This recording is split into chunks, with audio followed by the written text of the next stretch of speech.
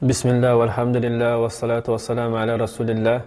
Amma ba'd, assalamu alaikum rahmatullahi barakatuh. Hurmatlı bir tuğanlar. Sabahları sulantağız. Cin jana şaytanlar dünyası. Ötülücü temamız Allah Taala tarafından berilgen şaytan jana jinlerge mümkünçülüktөр. Bugün şaytanların alsız taraптары тууралуу өтөбүз. Буга чейин жалаң кудурети, күч кубаты, шамдагайлыгы, ошого окшогон бир мүмкүнчүлүктөрү тууралуу өтүп атканбыз. Бүгүн алсыз тараптары тууралуу өтөбүз. Адамда эле шайтан дагы, жин дагы күчтүү дагы болот, алсыз дагы болот. Аллах Таала Куранда айткандай: "Инна кейде шейтони кана даифа". Акыйкатта шайтандын айла амалдары, куулук шумдуктары алсыз дейт. Көрүнүшү мүмкүн шайтан, жин бир кандайдыр бир күч кубатка ээ болушу, бирок акыйкатта Аллах Таала кабар берип атат, алсыз дейт ал. Ошол себептен негизи шайтан кимдерге мындайча айтканда күчү жетет жана кимдерге күчү жетпейт. Албетте шайтан Аллах Тааланын акыйкаттагы чыныгы пенделерине күчү жетпейт. Чыныгы пенделерин дегенде акыйкатта мусулман, ыймандуу, ихластуу пенделерине күчү жетпейт. Себептен де Аллах Таала бул тууралуу Куранда көп жерде кабар берген. Шайтанга адамды мажбурлоо мүмкүнчүлүгү берилген эмес, мындайча айтканда. Ошол себептен бир нерсени билип кетүү зарыл. Бул ажыратуу зарыл. Шайтан жана нафс. Көп кишилер ошол маселени жакшы түшүнбөгөндөн кылган иштерине туура баа бере албайт. Мисалы үчүн бир Аллах Таала жаман көргөн бир тыйган нерсени жасап туруп, мени шайтан ушуга азгырды дейт, түрттү дейт. Бирок шайтан күч менен эч кимди түртө албайт. Мисалы үчүн бир киши бир арак ичсе дейли, же зына жасаса, же урулдук кылса, деле ушул табиятта дагы, шариятта дагы Кудайга жакпаган иш жасаса, ал биринчи ирет нафсы ошону каалаган үчүн жасайт. Шайтан бир гана ошол нафсындагы каалоосун кооздоп коет, жана ошол кооздоонун негизинде бул нафсы озугуп, ошол нерсени аткарып ийет. Демек, акыйкатта ал өзү жасаган болот бул нерсени. Бул тууралуу өтөбүз. Шайтандын бул тууралуу дагы сөзү келет Куранда. Иншаллах төмөндө өтүп кетебиз. Азыр айта турган нерсе, Аллах Таала Куранда айтат, Ал-Исра сүрөсүнүн 65-аятында: акыйкатта шайтанга кайрылып айтат: менин чыныгы ихластуу, ыймандуу пенделеримдин үстүндө сенин башкарууң, сенин мүмкүнчүлүгүң жок дейт. Жана сенин Роббуң аларга вакил катары, сактоочу, кароочу катары жетиштүү дейт. Бөлөк аятта Аллах Таала айтат, Ас-Саба сүрөсүнүн 21-аятында: ал шайтандын алардын үстүнөн эч кандай мүмкүнчүлүгү болгон эмес дейт. Бирок ал эмне мүмкүнчүлүк болгон? Кайсы мүмкүнчүлүк? Азгыруу мүмкүнчүлүгү. Бул мүмкүнчүлүктү дагы Аллах Таала эмнеге бердим дейт?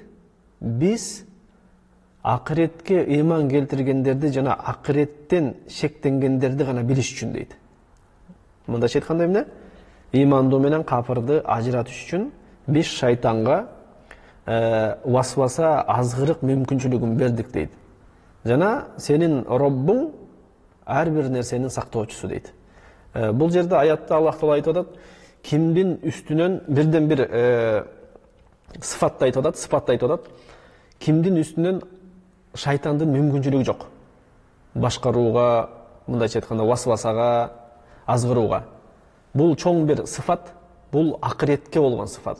Бул акыретке болгон ыйман келтирүү. Себептегенде акыретке ыйман келтирүү бул ыйман түркүктөрүнүн бирөөсү, 6 түркөгүнүн бирөөсү бул акыретке ыйман келтирүү. мындайча айтканда акыретке ыйман келтирген, акырет болот деп ишенген, бул дүнүйө бүтөт деп ишенген киши акыретке даярданат. Мындайча айтканда Аллах Таала менин бул дүйнөдө жасаган иштериме сурак алат деп ишенет биринчиден. Экинчиден, эгер жакшылык кылган болсом, Аллах Таала мени белек сыйлыктар менен сыйлайт. Эгерде жамандык кылган болсом, күнөө кылган болсом, Аллах тыйган нерсени кылган болсом, албетте Аллах мени жазалайт деп акыреттен коркот, албетте. Мына эгерде кимде ушул сыфат болсо, анда Аллах Таала кабар берип атат, мындайдын үстүнөн шайтандын азгырыгына жол жок дейт. Жана эмне дейт? Кимде ушул сыфат болсо, Аллах Таала өзү аны сактайт дейт. Демек, эгерде кимде ким акыретке ишенбеген болсо, кимде ким бул дүйнөдө кандайдыр бир бузукулукту, күнөөлөрдү жасап туруп, эгерде ойлосо, ушуну менен дүйнө бүтүп, ушуну менен мен жасаган иштериме жооп бербейм деп билген болсо, анда шайтанга бул жем болот биринчиден, экинчиден Аллахтын жардамы bunday пендеге болбойт эч убакта. Андан соң Аллах Таала айтат Куранда Әл-Хижр сүрөсүнүн 39-40 аятында Иблистин сөзүн келтирип айтат. Иблис айтты дейт. Роббум. Кызык нерсе, Роббум деп Иблис өзү кайрылып атат. Кызык нерсе эмне үчүн кызык? Айтып кеткендей, бүгүнкү күндө Аллахты Роб тута турган пенделер аз чыгар. Мындайча айтканда, дагы деле болсо, Иблисчелик Аллахты тааныган пенделер жок бүгүнкү күндө. Айтып атат, сен мени адаштырган үчүн дейт, мен пенделериңе бул дүнүйөнү коостоп көрсөтөм дейт. Айтып атат, бул дүнүйөдө эмне болгон болсо, өтө коостолгон шайтан тарабынан. Ошол эмне мансабың болбосун, байлыгың болбосун, бийлигиң болбосун, соодаң болбосун, эмнең болбосун билгин, бунун бардыгы коостолгон. Жана сен бул нерсеге алданбаш керексиң. Мындайча айтканда, бул нерселер сени акыреттен тосуп койбош керек деген сөз. Жана дейт, Аллах Таала айтат, Иблистин сөзүн улантып, мен аларды баарын жолдон кагам дейт. Эмне менен дейт? Ушул дүнүйөнү өтө коостогон үчүн ушул нерсе менен мен буларды кагам дейт. Демек, көпчүлүк адамдар бул дүнүйөдө ушул дүнүйөнүн кооздугу үчүн акыреттен тосулуп калышат. Акыретке даярдануудан, акыретке эмне куржун амалын толтуруудан. Анан айтып атат Иблис, бирок дейт, бир гана сенин ыхластуу пенделериңе менин күчүм жетпейт деп өзү айтып атат. Өзү көөлүк берип атат. Андан соң демек, Аллах Таала Куранда кабар берди бул аяттарда, Аллахтын чыныгы мусулман, ыймандуу, ихластуу пенделерине шайтандын мүмкүнчүлүгү, мүлкү, башкаруусу жок биринчиден. Кимге Аллахтын, шайтандын башкаруусу болот? Кимге? Бир гана нафсын, каалоосун ээрчиген пенделерине. Аллах Таала Куранда айткандай, Әл-Хижр сүрөсүнүн 42 аятында айтат, менин чыныгы пенделеримдин, ыхластуу, ыймандуу пенделерим үстүнөн сенин мүмкүнчүлүгүң жок дейт. Бир гана адашып сени ээрчигендерден бөлөк дейт. Демек, нафсын ээрчиген пенделерден бөлөк сенин мүмкүнчүлүгүң болбойт эч кимге дейт. Эмнеге бул маселе? Себептегенде нафс, Аллах Таала Куранда айтат, иннан нафса ла амаратун бису дейт. Нафс бир гана жамандыкка буйруйт дейт. Мындайча айтканда, нафс жамандыкты гана каалайт. Ушул демек шайтандын дагы максаты бир гана пендени жамандыкка түртүү болуу менен эки жак шайкеш келет. Нафстын каалоосу менен шайтандын максаты. Мына ушул себептен канча деген пенделер өзүнүн нафсын, өзүнүн каалоосун ээрчиген пенделер шайтанга оңой жем болуп калат, өздөрү эле. Мындайча караганда ошондо шайтан аларды күч менен эч бир мажбурлабайт. Жана кыямат күнү Аллах Таала шайтанга акыркы мүмкүнчүлүктү берет. Хутба кылганга мүмкүнчүлүк берет. Имам Куртуби өзүнүн тафсиринде риваят кылат. Ибрахим сүрөсүнүн 22 аятында шайтандын сөзүн бул адам ошол жердеги бүт тозокко келгендердин баарына кайрылат шайтан. Акыркы ошол хутба кылат. Айтылат, тозоктун ичинде оттон болгон минбарда ошол бүт тозокко кире турганын баарына кайрылат. Баары ошол жиндер болобу, адамдар болобу, шайтанды ээрчиген, иблисти ээрчигендер бир кандайдыр бир үмүт менен ошол аны карап турганда, мындайча айтканда, ага үмүттөнүп турушканда, анын айта турган сөзү мына болот. Менде силердин үстүңөрдөн эч кандай мүмкүнчүлүк болгон эмес дейт. Мындайча айтканда, мен силерди алып келген акыбалга мажбурлаган эмесмин дейт. Дүйнөдө силер ошол жасаган жамандыктарга мен силерди мажбурлаган эмесмин дейт. Бир гана мен силерди азгыргам, силер мага жооп бергенсиңер өзүңөр дейт. Мындайча айтканда, мен силерди азгыргам, ошол күнөөлөрдү, ошол кылмыштарды өзүңөр кылгансыңар дейт. Ошону менен иблистин болгон ошол тозок элине болгон жардамы ушул болот.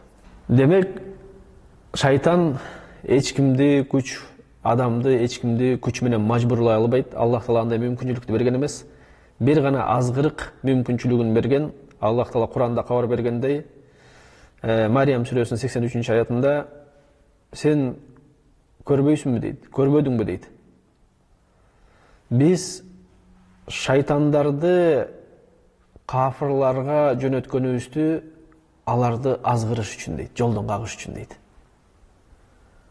Мындайча айтканда, ошол кафырлардын кафырчылыгынын себебинен шайтандар барып, аларды оңой эле азгырып, жолдон кагып коет деген бир маани чыгат да. Демек, шайтан ала турган пайда, кимде ким чыныгы мусулман, ыймандуу, ихластуу, Аллахтын чыныгы пендеси болгон болсо, ага эч кандай алы жетпейт. Себептен шайтандын айла амалы өтө алсыз. Ал эми кимде ким ыйманда, ихласта алсыз болгон болсо, жана нафсын, каалоосун ээрчиген болсо, албетте өзү шайтанга жем болуп берет, оңой жем болуп берет, жана акыретинен кур калып калат. Ошону менен бүгүнкү сабакты токтотуп турабыз. Жана адаттагы дуаларга өтөбүз. Дуаларыбыз кечинде, эртең менен жана кечинде жалпы айта турган дуаларга жеткенбиз. Бүгүнкү үйрөнүүчү дуабыз Сахих Муслимде келет. Абу Хурайра радиаллаху анхудан келет.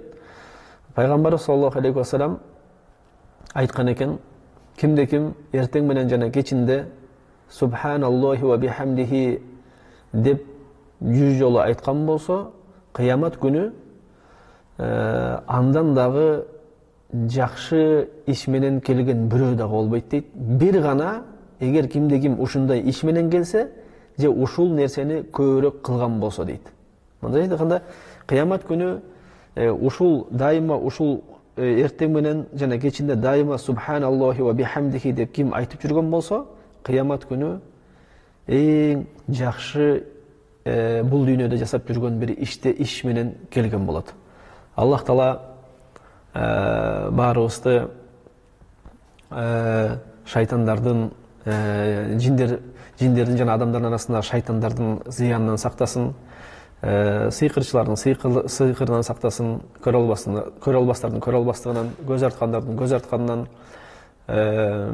айлакерлердин айлакерлигинен, куулук шумдуктарынан, жана бизди ыйманда бекемдеп, жаннаттын элинен кылсын, бейиштин элинен кылсын, жана бул сабактарыбызды дайымдуу кылып, берекелүү кылсын.